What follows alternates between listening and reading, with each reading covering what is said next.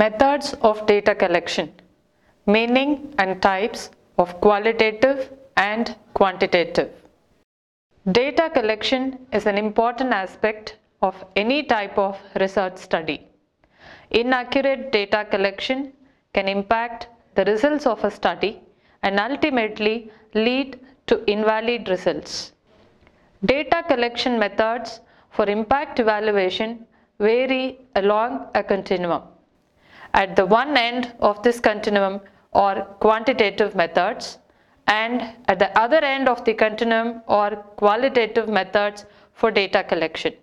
For the purpose of this study, a literature study and empirical research were used for data collection. When following this method of data collecting, it is essential to distinguish between primary and secondary data. According to Kothari, primary data is original information collected for the first time. On the other hand, secondary data is information that has been collected previously and that has been put through the statistical process. What is data collection? Data collection helps your team to assess the health of your process. To do so, you must identify the key quality characteristics you will measure, how you will measure them, and what you will do with the data you collect. What exactly is a key quality characteristic? It is a characteristic of the product or service produced by a process that customers have determined is important to them.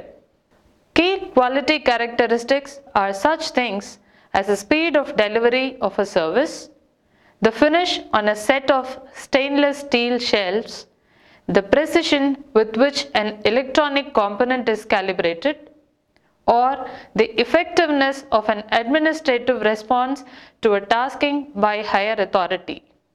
Every product or service has multiple key quality characteristics. When you are selecting processes to improve, you need to find out the processes or process steps that produce the characteristics your customers perceive as important to product quality. Data collection is nothing more than planning for and obtaining useful information on key quality characteristics produced by your process. However, simply collecting data does not ensure that you will obtain relevant or specific enough data to tell you what is occurring in your process. The key issue is not how do we collect data, rather it is how do we obtain useful data. Why do we need to collect data?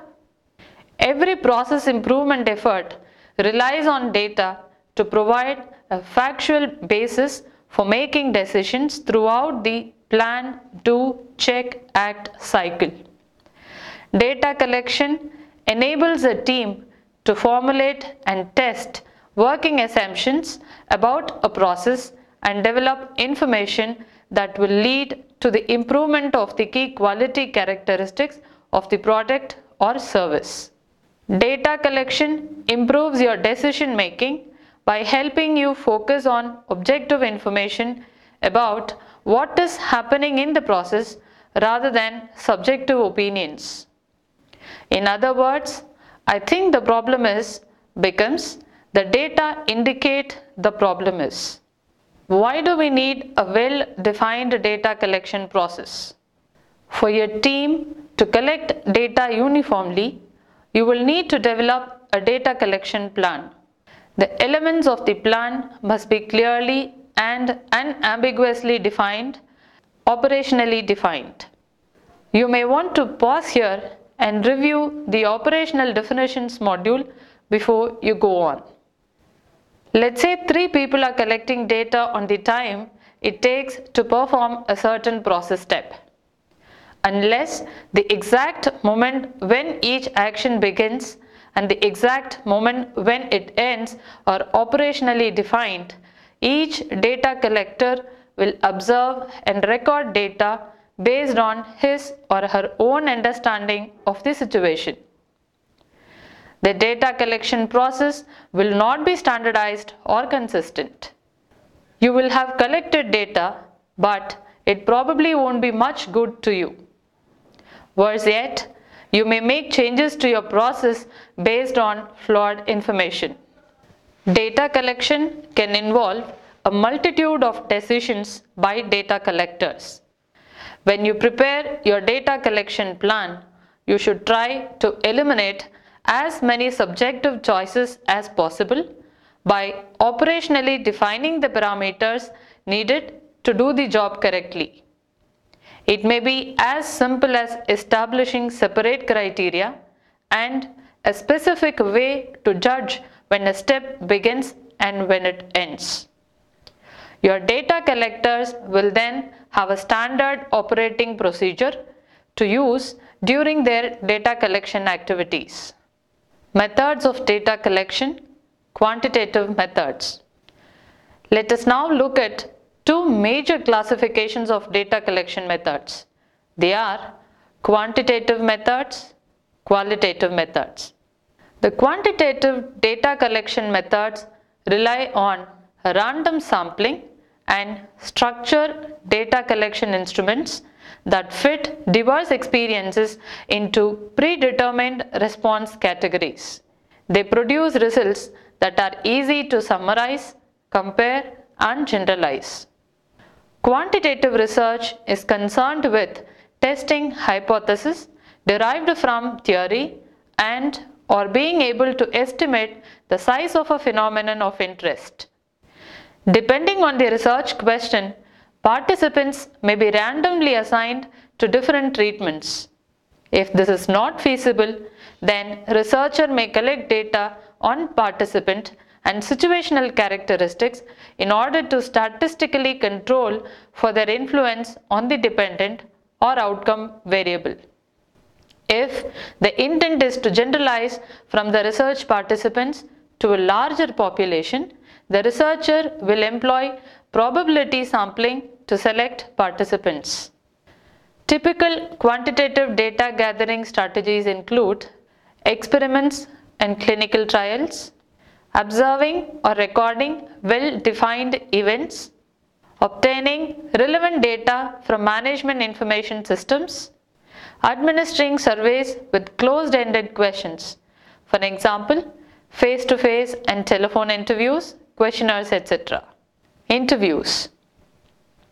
In quantitative research, interviews are more structured than in qualitative research. In a structured interview, the researcher asks a standard set of questions and nothing more. Face-to-face interviews have a distinct advantage of enabling the researcher to establish rapport with potential participants and therefore gain their cooperation. These interviews yield highest response rates in survey research. They also allow the researcher to clarify vague answers and, when appropriate, seek follow-up information. Disadvantages include impractical when large samples are involved, time-consuming and expensive. Telephone interviews are less time-consuming and less expensive, and the researcher has ready access to anyone on the planet that has a telephone.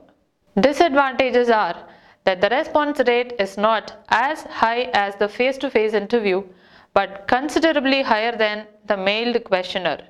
The sample may be biased to the extent that people without phones are part of the population about whom the researcher wants to draw inferences. Computer-assisted personal interviewing (CAPI) is a form of personal interviewing, but instead of completing a questionnaire, the interviewer brings along a laptop or a handheld computer to enter the information directly into the database. This method saves time involved in processing the data, as well as saving the interviewer from carrying around hundreds of questionnaires.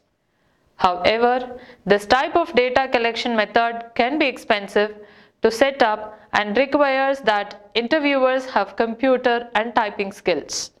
Questionnaires. Paper-pencil questionnaires can be sent to a large number of people and saves the researcher time and money.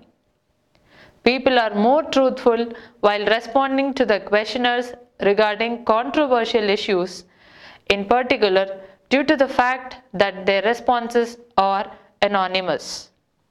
But they also have drawbacks. Majority of the people who receive questionnaires don't return them, and those who do might not be representative of the originally selected sample. Web-based questionnaires. A new and inevitably growing methodology is the use of internet-based research. This would mean receiving an email on which you would click on an address that would take you to a secure website to fill in a questionnaire. This type of research is often quicker and less detailed. Some disadvantages of this method include the exclusion of people who do not have a computer or are unable to access a computer. Also, the validity of such surveys is a question, as people might be in a hurry to complete it and so might not give accurate responses. Questionnaires often make use of checklists and rating scales. These devices help simplify and quantify people's behaviors and attitudes. A checklist is a list of behaviors, characteristics, or other entities that the researcher is looking for. Either the researcher or survey participant simply checks whether each item on the list is observed, present, or true, or vice versa. A rating scale is more useful when behavior needs to be evaluated on a continuum. They are also known as Likert scales. Methods of data collection. Qualitative methods. Qualitative data collection methods play an important role in impact evaluation by providing information useful to understand the processes behind observed results and assess changes in people's perceptions of their well-being. Furthermore, qualitative methods can be used to improve the quality of survey-based quantitative evaluations by helping generate evaluation hypotheses, strengthening the design of survey questionnaires, and expanding or clarifying quantitative evaluation findings. These methods are characterized by the following attributes. They tend to be open-ended and have less structured protocols. That is, researchers may change the data collection strategy by adding, refining, or dropping techniques or informants. They rely more heavily on interactive interviews. Respondents may be interviewed several times to follow up on a particular issue, clarify concepts, or check the reliability of data. They use triangulation to increase the credibility of their findings. That is, researchers rely on multiple data collection methods to check the authenticity of their results. Generally, their findings are not generalizable to any specific population. Rather, each case study produces a single piece of evidence that can be used to seek general patterns among different studies of the same issue. Regardless of the kinds of data involved, data collection in a qualitative study takes a great deal of time. The researcher needs to record any potentially useful data thoroughly, accurately, and systematically using field notes, sketches, audio tapes, photographs, and other suitable means. The data collection methods must observe the ethical principles of research. The qualitative methods most commonly used in evaluation can be classified in three broad categories: in-depth interview, observation methods, document review. Different ways of collecting evaluation data are useful for different purposes, and each has advantages and disadvantages. Various factors will influence your choice of a data collection method. The questions you want to investigate, resources available to you, your timeline, and more. Data collection tools, advantages and disadvantages. Observation. Advantages are: collect data where and when an event or activity is occurring, does not rely on people's willingness to provide information, directly see what people do rather than relying on what they say they do. Disadvantages: susceptible to observer bias, Hawthorne effect. People usually perform better when they know they are being observed. Does not increase understanding of why people behave the way they do. Document review. Advantages: relatively inexpensive, good source of background information, unobtrusive, provides a behind the scenes look at a program that may not be directly observable, may bring up issues not noted by other means. Disadvantages: information may be inapplicable, disorganized, unavailable or out of date. Could be biased because of selective survival of information. Information may be incomplete or inaccurate. Can be time consuming to collect, review and analyze many documents. Interviews. Advantages: useful for gaining insight and context into a topic. Allows respondents to describe what is important to them. Useful for gathering quotes and stories. Disadvantages: susceptible to interview bias, time consuming and expensive compared to other data collection methods, may seem intrusive to the respondent. Focus groups. Advantages: quick and relatively easy to set up. Group dynamics can provide useful information that individual data collection does not provide, is usually in gaining insight into a topic that may be more difficult to gather information through other data collection methods. Disadvantages: susceptible to facilitator bias. Discussion can be dominated or sidetracked by a few individuals.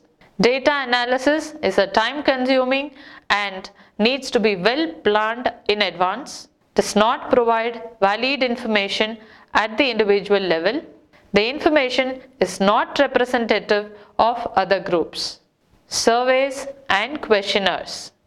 Advantages: administration is comparatively inexpensive and easy even when gathering data from large numbers of people spread over wide geographic area. Reduces chance of evaluator bias because the same questions are asked of all respondents. Many people are familiar with surveys. Some people feel more comfortable responding to a survey than participating in an interview. Tabulation of closed-ended responses is an easy and a straightforward process. Disadvantages: survey respondents may not complete the survey, resulting in low response rates. Items may not have the same meaning to all respondents. Size and diversity of sample will be limited by people's ability to read. Given lack of contact with respondent, never know who really completed the survey. Unable to probe for additional details. Good survey questions are hard to write and they take considerable time to develop and hone. Town hall meetings and other large group events. Advantages: can gather large amount of data at one time, allows respondents to describe the issues that are important to them, provides a venue where people can build on each other's knowledge. Disadvantages: organizing the event takes time and resources. Definitely need to have a draw to get people to attend in the form of incentives. Need to have access to people with good facilitation skills. Need to have ducks in a row to ensure attendance at event. Case studies. Advantages: fully depicts people's experience in program input, process and results. Powerful way of portraying program to outsiders. Disadvantages: usually quite some time consuming to collect information, organize and analyze it. Represents depth of information rather than breadth. Illustrated presentations. Advantages: fun to do and easier to get people involved because it doesn't seem researchy. Especially useful as a way to get people of different cultures involved or people who are more visual than verbal. Powerful way to represent data. A picture is worth 1,000 words. Disadvantages: takes some technological skill, expertise to produce a presentation. Need to have good facilitation skills given that these methods are group work processes. May not speak to stakeholders who prefer more quantitative approach to data collection and may not be appropriate in situations where numbers are needed. What data collection problems should we avoid? Remembering that data form the basis for the effective and emotional communication without which no process improvement effort can succeed, you need to avoid two significant problems associated with data collection. Problem number 1. Failure to establish operational definitions. You need to define, not simply identify, the following. When and how often you will collect the data, how will you collect the data, units of measurements you will use in collecting the data, the criteria for defects, how you will handle multiple defects on single products. If you haven't thought about these issues, your data collection process may be doomed from the start. This is especially true when more than one person is collecting data. What is meaningful to one worker might not be to another. You have to take the time to develop adequate, clear-cut definitions and train each collector to use those definitions. Problem number 2. Adding bias to the data collection process. You can never eliminate bias, but it is important to minimize it. Here are some ways your data can be biased. The process of collecting the data may affect the process being studied. If you are trying to make a process faster, taking data may either speed it up or slow it down. On the one hand, the workers may speed up the way they work in the process, thus skewing the data in their favor. This may occur if they have a perception that the variables data they are collecting will show that they could be more efficient, productive, or effective. Once the data collection effort ceases, they may return to their old pace of operations.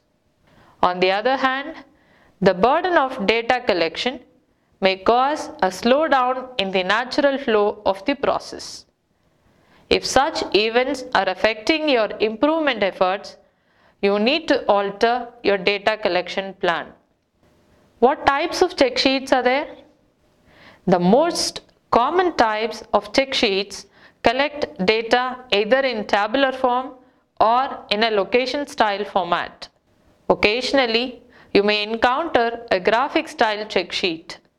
No matter which type you are using, make sure that it is clear, complete, and user-friendly. The three types of check sheets are tabular format, location format, graphic format. Tabular format.